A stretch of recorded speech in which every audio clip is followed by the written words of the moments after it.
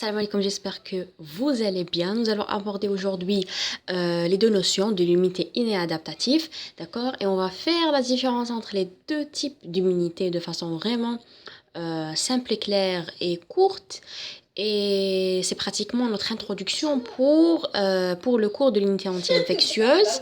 Et si vous avez des questions, n'hésitez surtout à les poser en commentaire. Et si c'est la première fois que vous regardez mes vidéos, n'hésitez pas surtout à s'abonner à la chaîne pour recevoir toutes les vidéos que je poste. Et c'est parti!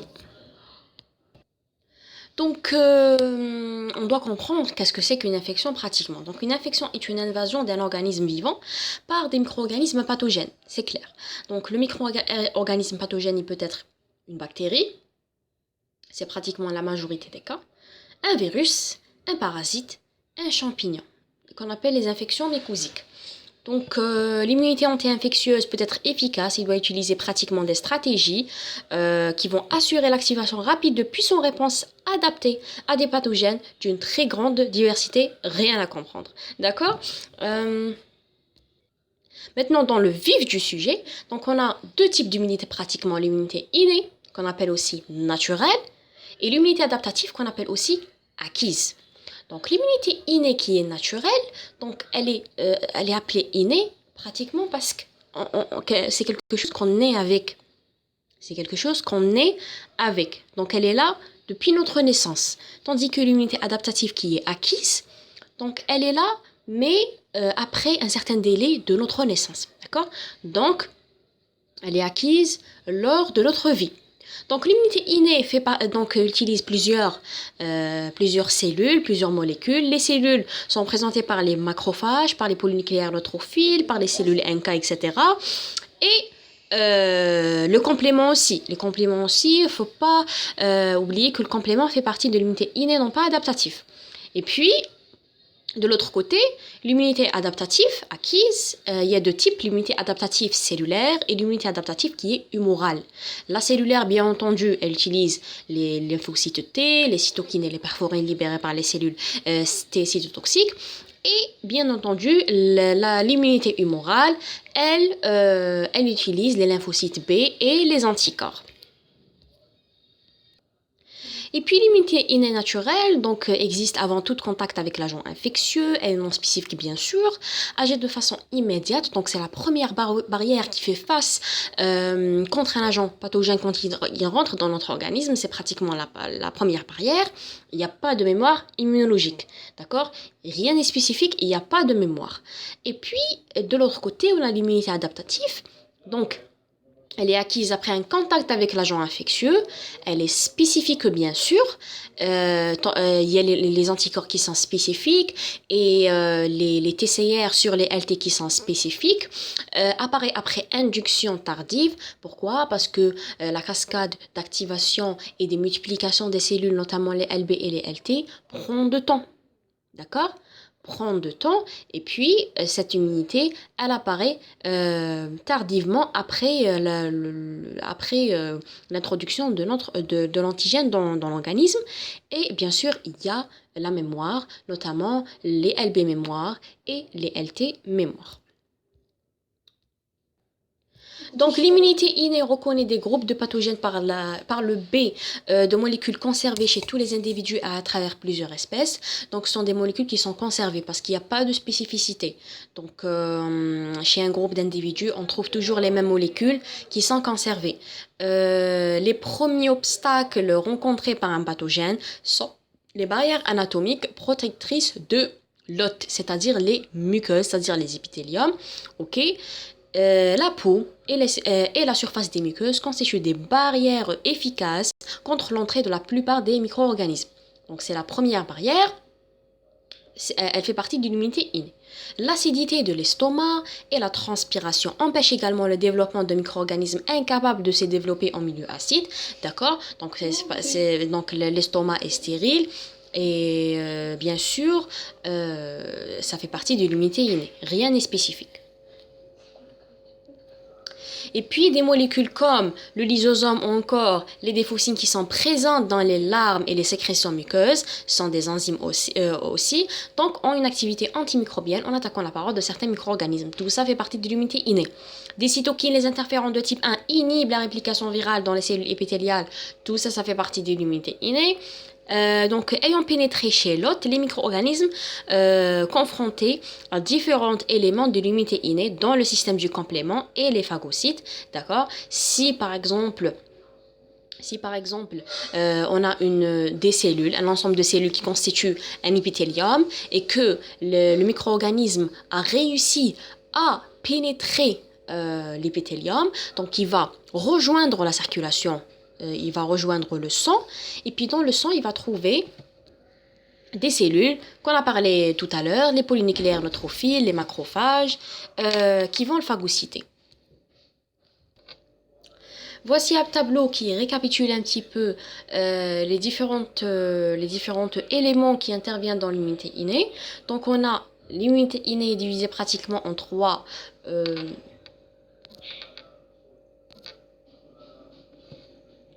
Alors, elle est divisée en pratiquement trois chapitres. Donc, on a la barrière mécanique, tout ce qui est mécanique, tout ce qui est qui bouge pratiquement, à partir les cellules, donc à part les cellules épithéliales qui fait partie de la barrière mécanique mais ne bouge pas. La barrière mécanique, c'est généralement quelque chose qui bouge. Et on a la barrière chimique, c'est quelque chose qui fait une réaction chimique ou là quelque chose qui fait partie des enzymes. Et on a la biologique, c'est ce qu'on appelle la flore commensale. C'est un ensemble de micro-organismes qui vivent dans notre corps et qui ne sont pas pathogènes pour nous. D'accord? Justement, ils font partie de notre immunité innée.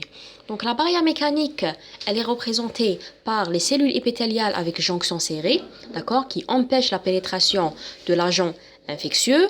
C'est la première barrière, d'accord? C'est la première barrière. Et on a les autres barrières mécaniques. C'est tout ce qui bouge. C'est le mucus dans les branches, c'est le mucus dans les voies digestives, c'est le mucus dans la voie génitale, la voie urinaire, tout ce qui bouge, d'accord? Donc, désolé, le flux urinaire dans la voie urinaire. Donc, c'est le mucus pratiquement dans la voie digestive génitale et respiratoire. Et on a dans les cellules des branches, d'accord, les cellules de l'arbre respiratoire, ils sont doués de cils qui sont mobiles et puis ça empêche la pénétration des antigènes. Et on a la barrière chimique qui est représentée par les enzymes. Et puis, la barrière mécanique fait partie aussi les larmes, d'accord, les sécrétions qui sont dans les yeux. Alors, la barrière chimique est représentée par tout ce qui est enzymes. La sueur dans la peau, la salive dans la voie digestive, le pH acide dans les urines, le pH acide dans la muqueuse vaginale, la voie respiratoire, on a les lysosomes, etc. Les larmes aussi qui contiennent des enzymes, tout ça fait partie de la barrière chimique. Et les micro-organismes biologiques qu'on appelle la flore commensale, elle est retrouvée sur la peau, elle est retrouvée dans la voie intestinale, elle est retrouvée dans la voie génitale et elle est retrouvée aussi dans la voie respiratoire. Donc ce sont des micro-organismes, généralement des bactéries, qui vivent en symbiose avec nous, qui ne sont pas pathogènes et qui nous protègent contre la pénétration de micro-organismes. L'immunité adaptative, donc si l'immunité innée est dépassée, donc l'immunité adaptative doit intervenir. Donc elle va reconnaître des structures antigéniques spécifiques. Donc les cellules de l'immunité adaptative vont inclure donc les lymphocytes T, donc les LT, qui vont se différencier dans le thymus. Donc ils naissent dans la moelle et se différencient dans le thymus.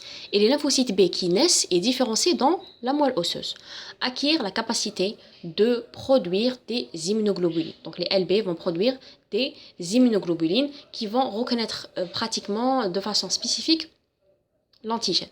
Donc les lymphocytes T peuvent jouer un rôle direct dans l'élimination des pathogènes en tuant les cellules infectées. Donc les LT cytotoxiques vont produire des perforines qui vont tuer ou faire éclater la cellule. Donc, ils peuvent également induire l'acquisition de fonctions par d'autres cellules du système immunitaire, soit par l'interaction directe avec ces cellules ou par la baie de sécrétion de cytokines. Donc, les lymphocytes T ou bien les lymphocytes B communiquent entre eux. soit par l'interaction directe entre ces cellules, soit par des médiateurs ou des molécules qui passent dans le sang, qu'on appelle les cytokines. Enfin, les lymphocytes T régulateurs interviennent pour limiter les dommages tissulaires secondaires aux réactions inflammatoires consécutives à l'infection. Donc, les lymphocytes T vont stopper la réaction immunitaire et vont réguler la réaction immunitaire. Sinon, la réaction immunitaire excessive va produire à des phénomènes réactionnels excessifs qui vont causer des dégâts pour le tissu.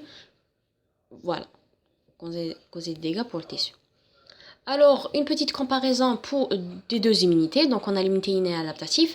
Donc, les récepteurs dans l'immunité innée, donc, ils sont codés en configuration germinale. Donc, tout ce qui est germinal, il n'est pas modifié. D'accord? Invariant, donc il ne modifie pas. Dans le génome, pas de réarrangement, c'est-à-dire pas de modification, c'est-à-dire tel quel.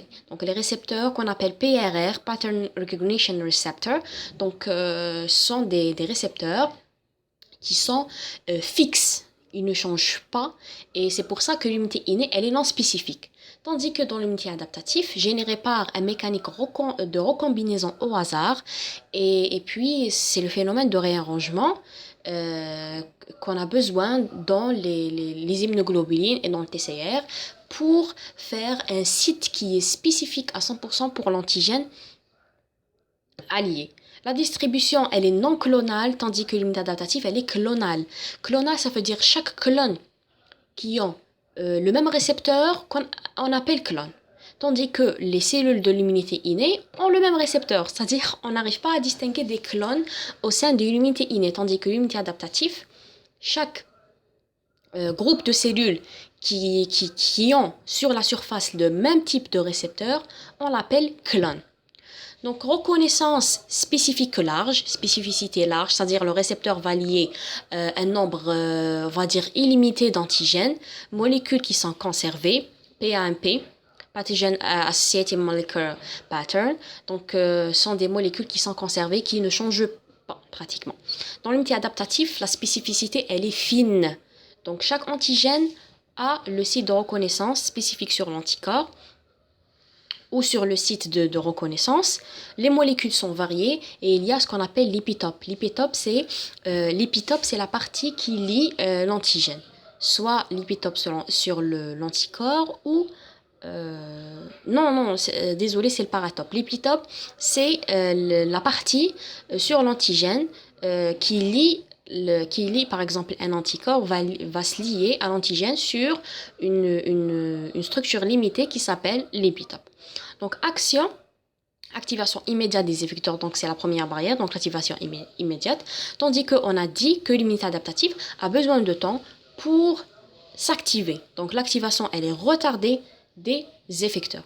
Enfin, la réponse, molécules de co-stimulation, notamment les cytokines, les chemokines et les protéines antivirales, donc les cytokines qui permettent la communication entre les différentes cellules.